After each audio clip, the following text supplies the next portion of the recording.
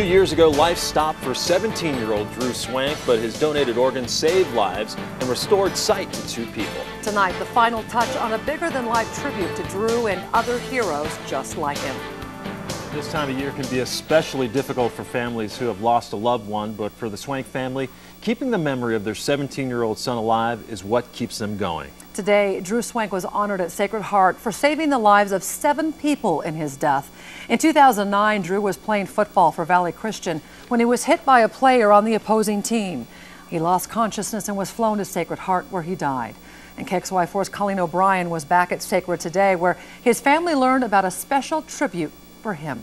That's right, Nadine. It's a big honor for Drew and his family. They all gathered at the hospital today and learned Drew will represent organ donors in the Northwest at this year's Rose Bowl parade in Pasadena. We toss around the word hero a lot, but what does it mean? Who is a hero? And I knew when his accident, when he didn't make it, that he would want to do that. Do you have to save a life first? This wasn't the end of Drew's legacy. This was the start of his legacy. If that's the key, Drew Swank is a hero 7 times over. The young boy killed in a football accident gave his organs to 7 people. And we met Rocky, who received Drew's lungs. He let us listen to our son's lungs with the stethoscope, and how wonderful that is. His mom says at just 17, Drew took up a passion for organ donation. Just out of the blue, he asked me, "Mom, what do you think about organ donation?" And I think it had to do with he just got his driver's license and they asked that. Drew gave the gift of sight too, and for that the organization Sight Life wants Drew to be honored still, 2 years after his death.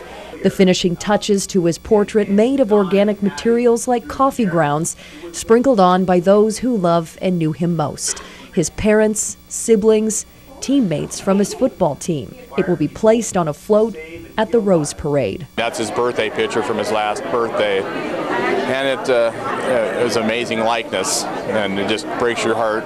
We miss him. He's the face of heroes who continue to inspire more heroes who say yes to organ donation. Drew's a hero. He's a hero to everybody in our family. The Rose Bowl parade is on January 2nd. Drew's mother and a couple of his siblings will go to that parade. His face will be on with the float with many others, but he was chosen to represent the Northwest. Live in the newsroom, Colleen O'Brien, KXLY4 HD News.